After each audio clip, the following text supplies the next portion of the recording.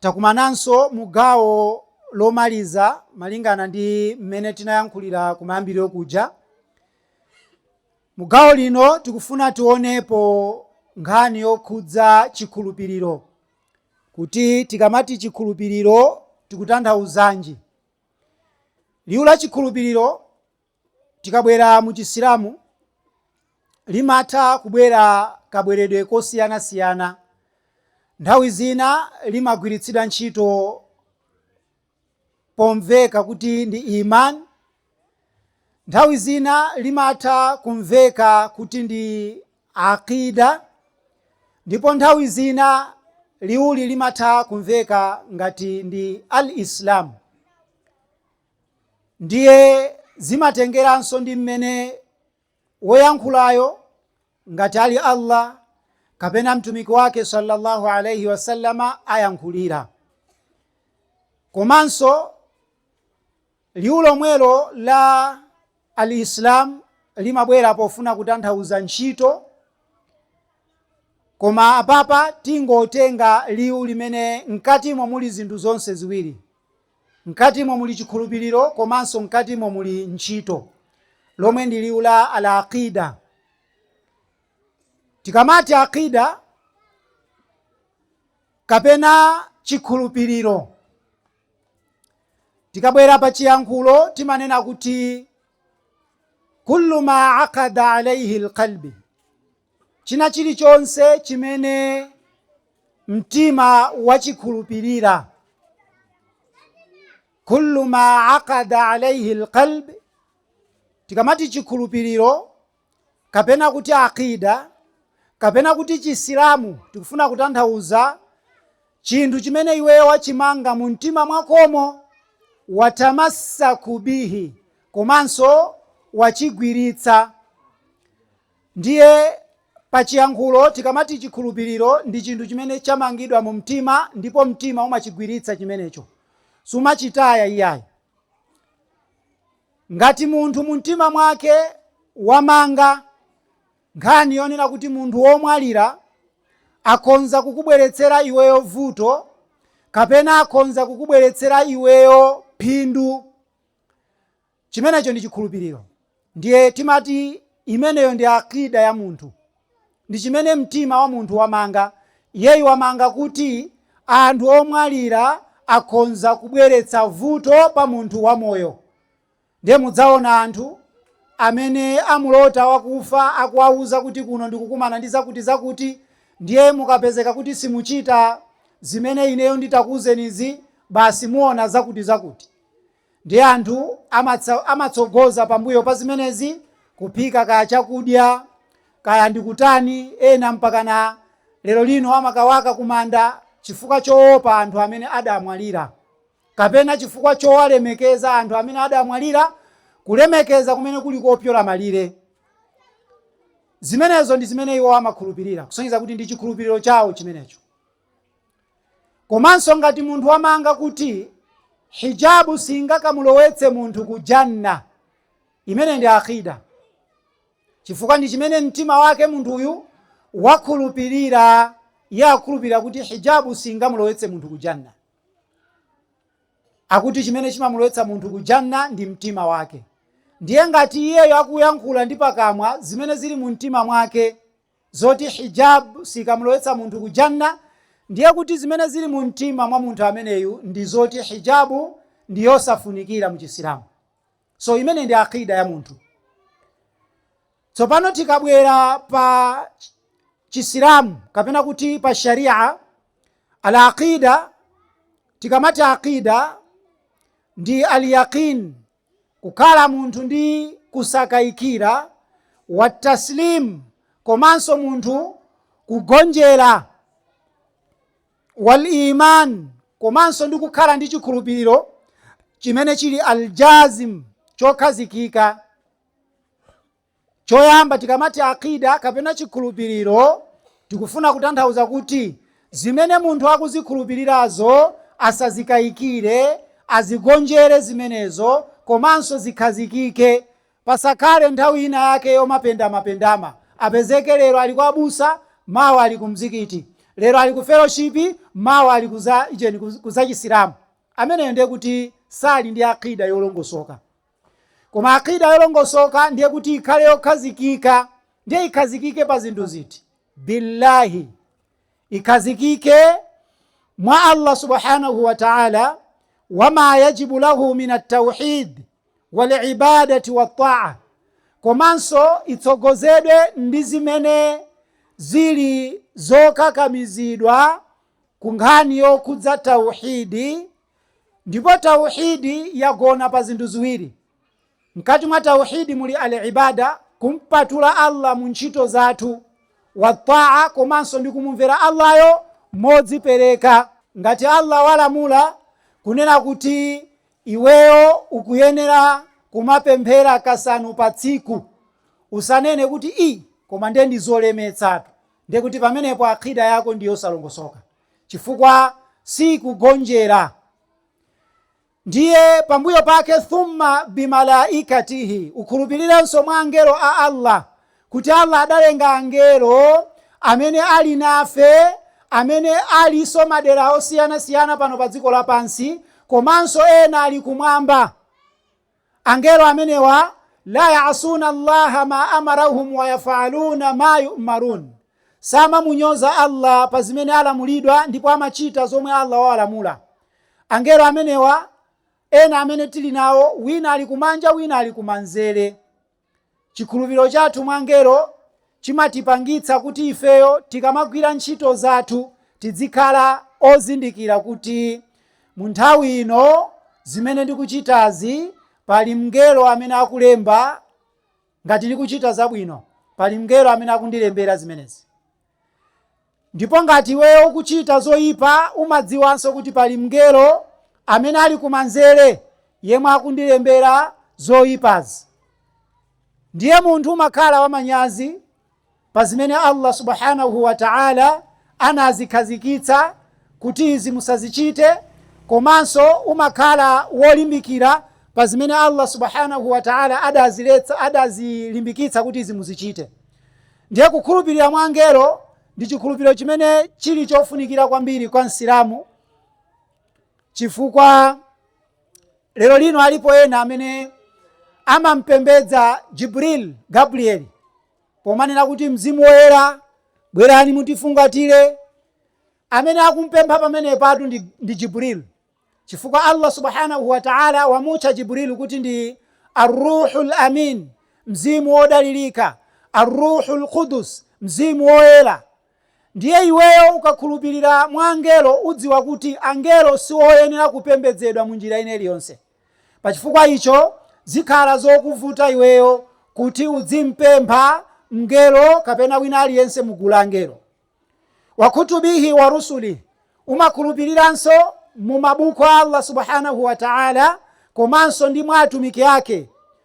Wal yawmil akhir, umakhulupiriranso mu mabuku a Allah, atumiki ake, komanso tsiku la chiweruzo. Wal qadari wasairi usulil iman, umakhulupiriranso mu qadari, chikonzero cha Allah. Umalikhulupirira tsiku la chiweruzo. Asilamu ambiri akamauzidwa zokhudza tsiku la chiweruzo amaona ngati ndi nthabwala. Tsiku la chiweruzo, amayi muli pano, ndi tsiku limene palibe amene adzayankhule, la yatakallamuna illa man adhina lahu rrahman wa qala sawaba. Palibe amene adzayankhule mu tsiku limeneli kupatulapo amene adzapatsidwe chilolezo ndi Allah subhanahu wa ta'ala, ndipo iyeyu adzayankhula zoona. Taonani tsiku la chiweruzo Allah subhanahu wa ta'ala adzalamula ziwalo zathu kuyankhula. Intiqi, chitirani umboni pa zimene kapoloyu ankachita. Ndiye ntchafu zathu, maso athu, makutu athu, miyendo yathu, mapazi athu, maliseche, china chilichonse pathupi pathu kupatulapo pakamwa, zonsezi zizayankhula. Ndipo anthu adzanena kuziyankhulana ndi ziwalozi kunena kuti ndi chifukwa chani mwatichitira umboni wotitsutsa ife. Taonani ziwalo zidzanena kuti antakana Allah watipangitsa kuyankhula ife ndi Allah amene amapangitsa kuti china chilichonse chiyankhule. Ndiye yemwe amaliopa tsiku la chiweruzo taonani amasamala ntchito zake, amasamala ziwalo zake kuzigwiritsira ntchito yolakwika. Lero lino anthu akungopanga zosayenera ndi thupi lawo kuliwala tsiku limene Allah adzalifunse thupi lawo. Akupanga zosayenera malo osiyanasiyana. Allah akunena kuti tsiku la chiweruzo lidzayankhula nthaka. Yauma idhin tuhaddithu akhbaraha. Tsiku limene nthaka idzayankhule nkhani zimene zimachitika pamsana pake. Inu mayi munayenda munakapita malo ena ake kukapanga chiwerewere. Iwe mtsikana udayenda kupita malo ena ake kukapanga pamenepo nyasi. Usayembekezere kuti pamenepo pamalopo pamene udachitira zimenezo sipadzayankhula pa tsiku la chiweruzo. Wallahi pamalo pamenepo padzayankhula ngati iwe sudalape. Akida imampangitsa munthu kuzindikira zimenezi. Komanso amadziwa munthu tsiku la chiweruzo kunena kuti ndi tsiku limene adzalipidwe iyeyu mosaponderezedwa. Iyeyu sadzaonjezeredwa china chilichonse musambi zimene yakuchita pano, ndipo sadzapunguliridwa china chilichonse. Komanso munthu amakhulupirira mu qadari. Qadari ya Allah subhanahu wa ta'ala ndi zinthu zimene adatikhazikitsira pa ife. Sitingazithawe. Chimene Allah adatilembera ife chidzatigwera, ndipo chimene iye Allah sadatilembere ife sichidzatigwera. Pachifukwa icho qadari idayikidwa kumapeto kwa chikhulupiriro cha Msilamu, kusonyeza kuti chikhulupiriro cha Msilamu kuti chikwanire antu'mina bil qadari khairihi wa sharrihi. Akhulupirira mu chikonzero cha Allah zabwino zake zimene zimabwera ndi chikonzerocho, komanso zopweteka zake zimene zimabwera ndi chikonzerocho. Inu mayi, kukhala kuti Allah subhanahu wa ta'ala wakupatsani banja, imene ndi qadar. Kukhala wopanda banja, imene yonso ndi qadar. Choncho sizokuyenerani ni kupita kwa asing'anga, kwa abusa, kapena kwa ena aliwonse kukapempha mankhwala kumene kwa banja, chifukwa simukuvomereza qadari ya Allah. Kapena kupita inuyo mwakhala mbanja mo zaka 10, 15 simukukhala ndi ana, ndikupita kwa asing'anga kapena kwa aliwonsewo amene akunama kuti amapereka ana. Inu kungopita kwa amenewo simukukhulupirira mu qadari ya Allah. Choncho chisilamu chanu ndi chosakwanira. Komanso wasairi usulil imani, ndi zina zonse zimene zazungulira kuchokera mmapata a chikhulupiriro cha Msilamu. Thumma arukanil islam, kenako pambuyo pake akwaniritse nsanamira za chisilamu zija. Adziswali kasanu pa tsiku, adzipereka zakati mu nthawi imene ili yokwanira kupereka zakati. Asilamu taonani Allah pano atipatsa mvula ikugwa bwino, kutsogoloku kukhala zaka ya zokolola, koma ndithu asilamu ena sapereka mpaka na zokolola zimene wakololazo zitha osapereka zakati. Allah subhanahu wa ta'ala watilamula kuti tipereke zaka kuchokera muchuma chimene iyeyo akutipatsa. Pambuyo pake munthu udzisala mwezi umene ukubwerawu khalisatan lillah, kusala kumene kusale pa chifukwa cha Allah, osati kusala chifukwa choti mmudzimu mukupezeka asilamu ndiye ine ndingosalaso nawo chifukwa choti asilamu akandiona osasala anditenga kuti chisilamu changa sicholongosoka. Kapena kusala chifukwa choti amuna anu akakuonani kuti simukusala banja litha, koma inuyo musale chifukwa cha Allah. Choncho mayi amene amasala chifukwa cha Allah mudzampeza kuti ikatha swaumu amapeza phindu limene Allah akulinena kuti la'allakum tattaqun, cholinga choti mukhale ndi takwa. Koma anthu asala maramadhanati ambiri sakusintha iyayi, akanalibe mmene analili kuyambira kale, koma Ramadhani ikutha ikubwera ina koma sakusintha, miseche sakusiya. Ramadhani ikubwera ina iwo sakusintha, chimasomaso sichikutha mwa iwo. Ramadhani ikudutsa ikubwera ina iwo kodalira kwawo ndi kwa asing'anga ali ni nyanga. Ramadhani ikudutsa ikubwera ina iwo ndithu kumangokhalabe ouma mtima. Amenewa sakusala pa chifukwa cha Allah subhanahu wa ta'ala. Ndiye imeneyi ndi al-aqida fil Islam, muchipembedzo chimene Allah watipatsa chomwe chili chisilamu. Komanso mu al-aqida mmenemu muli zinthu zambiri, monga wal hubbi fillahi wal bughdhi fillah, kumukonda munthu pa chifukwa cha Allah, komanso kunyasidwa naye pa chifukwa cha Allah. tiwakonda asilamu anzathu pa chifukwa cha Allah amene agwiritsa tauhidi komanso sunna, ndipo tiwade anthu amene akupanga za kufuru, akupanga za shiriki, akupanga za bid'a, amene tiwade pa chifukwa cha Allah. Koma inu tikuwakonda makufar, msilamu kumampeza kuti akukonda zokamba za abusa, akuti abusa amandiyankhulira bwino kwa basi. Mupeza msilamu akukamba zofotokoza za makufar, kuti inu makufaru ndi anthu abwino. Akhala bwanji abwino pamene Allah subhanahu wa ta'ala wanena kuti iwo ndi anthu oyipitsitsa? Chifukwa chani? Ampanga Allah subhanahu wa ta'ala kukhala ndi abwenzi. Ndiye inu mwapanga ubwenzi ndi adani a Allah subhanahu wa ta'ala, ndikumadzitcha kuti inu muli pa al-aqida yolondola. La wallahi, sizingatheke inu kukhala pa chikhulupiriro cholondola ngati simukumukonda wina pa chifukwa cha Allah, komanso kunyasidwa ndi wina pa chifukwa cha Allah. Komanso mmenemu muli kuwakonda maswahaba.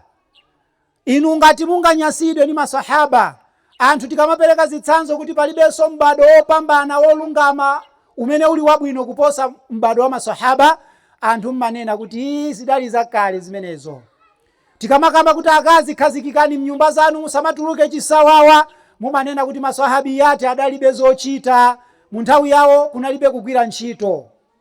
Maswahabiyati adali osowa zochita nchifukwa mangokhala pakhomo. Wallahi, chisilamu chako ndi chosakwanira. Iweyo sungakhale msilamu wokwanira mpaka anautakonda amene Allah subhanahu wa ta'ala adawakonda ndi kusangalala nawo, amene ali maswahaba. Zitheka bwanji kukhala msilamu wabwino pamene ukuwanyoza maswahaba amene adadzipereka kuti lero lino chisilamu chichitipeze kuno ku Malawi, amene adapereka chuma chawo, nthawi yawo, ulemerero wawo pa chifukwa chofuna kuti liwu la Allah subhanahu wa ta'ala liwapeze anthu madera osiyanasiyana, wa naqli dinihi, ndipo adafalitsa dini ya Allah. Koma iwo kuwanena kuti adali wotsalira, adali achimidzi, sankadziwa umoyo. Chifukwa choti iweyo lino uli ndi foni, ukhala wopambana kuwaposa maswahaba. Chifukwa choti inu mayi ndinokongola, ndinopambana kumposa Aisha amene ankavala mkanjo wazigamba. Inu mayi mukudziona kukhala wopambana chifukwa muli ndi abaya yabwino kumposa uyo msahabiya amene adali ndi chovala chimodzi. Inu simukakhale wopambana kuwaposa iwo. Ndiye izi zonsezi zikugwera mu al-aqida. Ndiye al-aqida timanena kuti ndi asluddin, ndi phata la chisilamu. Man la aqidata lah la dina lahu. Munthu amene alibe aqida, amene alibenso dini. Ndipo pa aqida apa timanena kuti pali aqidatu sahiha wal aqidatu fasida. Tindi aqida yolondola, ndiye tindi aqida yolakwika. Aqida yolakwika ndi imene lero lino asilamu ambiri tili nayo. Aqida yomanena kuti bora iweyo uli msilamu, zimene Allah wakuletsa iwe uzizichita, zimene Allah wakulamula kuti uzichite iwe osamazichita, iwe ndikumati ndiwe msilamu. Chimenecho si chisilamu cholondola, chisilamu chimenecho ndi cholakwika. Chifukwa chani? Innal imana fi kitabillahi sara ila al-amal. Nditudi chikhulupiriro ala aqida imene tikuina nayi mu buku la Allah subhanahu wa ta'ala chimafalikiranso ndi kuntchito komwe, kusonyeza kuti aqida ndi mtengo, ndipo ntchito zathu ndi chithunzithunzi cha mtengo. Mtengo ngati uliwongoka, dzuwa likaliwomba, mtengo umenewo umabweretsa chithunzithunzi chimenenso chili chowongoka. Sizingatheke polo la magetsi kuoneka pa chithunzithunzi chake chopindikapindika, nzosatheka. Polo la magetsi chithunzithunzi chake chionekanso chowongoka. Ndipo mtengo umene uli wopindikapindika chithunzi chakenso chioneka chopindika. Aliyense amene angationetse ife ntchito zonyasa ndi chizindikiro choti mu mtima mwakemo wamanganso zinthu zonyasa. Mayi amene angapite ku maferoshipi, ameneyo sakhulupirira mwa Allah. Mayi amene angapite kwa abusa, amene angapite kwa sing'anga, amene angapite kwa mfiti wa matalasimu, ameneyo mu mtima mwake mamangika zinthu zimene zili zoonongeka. Choncho sangatinamize amene kuti ndi msilamu wabwino. Ngakhale adzivala hijabu yokwanira, ngakhale adzivala niqabu, koma mayi amene ali ndi vuto ndi chisilamu. Ndipo uyo amene angationetse ife ubwino, samapita ku maferoshipi, sapita mwazi sing'anga, iyeyu ndithu ndi mayi amene amayedzamira mwa Allah subhanahu wa ta'ala, vuto likampeza iyeyo kopanga kwake maduani kwa Allah basi. amawalimbikitsa ena kuti adziyedzamira mwa Allah subhanahu wa ta'ala, amalilimbikitsa banja lake kuti lizitalikirana ndi zinthu zonyasa. Sali mugulu amayi amene ali achimasomaso, amene amangomasukira amuna ena aliwonse, mayi amene ali okwatiwa koma zibwenzi zambirimbiri, mayi okwatiwa koma mumpeza akucheza ndi anyamata amuna. Zimenezi samapanga nawo. Ife mayi amene watiwanena kuti ni mayi amene ali ndi akida yolondola. Zimene amapanga kuseli timusira Allah subhanahu wa ta'ala kuti awagamule. Chifukwa chani? Atuonetsa ifeyo kuti iwowa ndi munthu amene ali wabwino ndi akida. Chidule ndi chimene mtima wamanga ndipo chimaonekera ku ziwalo zathu. Ngati tamanga mu mtima zabwino, ziwalo zathunso zigwira ntchito yabwino. Choncho inu mayi, inu chemwali, inu agogo muli pano, mukafuna kuti mudzalandiridwe pa tsiku la chiweruzo mokondwereredwa ndi Allah subhanahu wa ta'ala, choyambirira kuchikonza ndiye chikhale chimenechi. Choyambirira kuchikonza ikhale akida. Idziweni akida yolondola ndipo idziweni akida yosalondola. Muchisilamu, silamu akauzidwa kuti kuwaka manda muchisilamu mulibe, pompo ye amasiya. Akauzidwa msilamu kunena kuti hijabu imene mukuvala yosi yolondola, pompo amasiya, amayamba kuvala hijabu yolondola. Akauzidwa kuti inuyo tu simukuyeneka kupita kwa abusa, abusa wallahi ndi abodza. Izi ndikutsindika oloyo akhale kuti akumva. Innahum kadhabun, ndi anthu amene ali abodza, chifukwa amanena kuti Yesu ni Mulungu. Pamene Yesu yankapemphera kwa Mulungu, zitheka bwanji Mulungu kumapemphera? Ngati Mulungu amapemphera ndi amapemphera kwa ndani? Ndi anthu amene wanda abodza. Yesu adawayitanira anthu kuti ampembedze Mulungu mmodzi yekha. Ndiye inu mayi mukapita kwa iwowa, chimene chimatanthauza nchonena kuti nawonso ali pa chilungamo. Ndiye musapite kumeneko ndipo musadzapitenso. Ngati munapitako lapani kwa Allah subhanahu wa ta'ala, mudzampeza Allah ali wokhululuka. Komanso ngati mmapita kwa zising'anga, siyanifa sing'anga ndi abodza.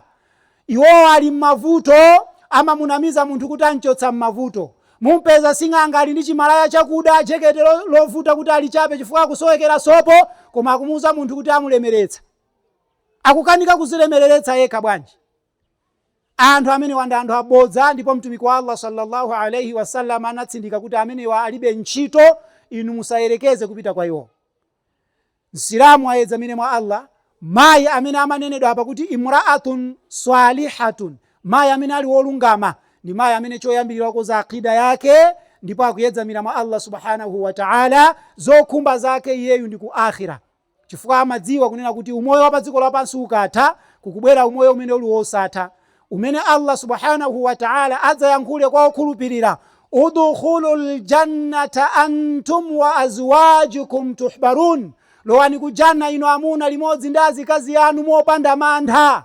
Azikazi amene watu sa azikazi chisawawa iyayi, ndi azikazi amene lero lino agwiritsa chikhulupiriro chimene chili cholondola. Timpemphe Allah subhanahu wa ta'ala kuti atipange kukhala mugulu amene akida yawo ili yokonzeka, akida yawo ili yolondola, akida yawo imene ili yosasakanikirana ndi shiriki. Ndipo timpemphe Allah subhanahu wa ta'ala kuti atikhazike mugulu amene amatsatira sunna.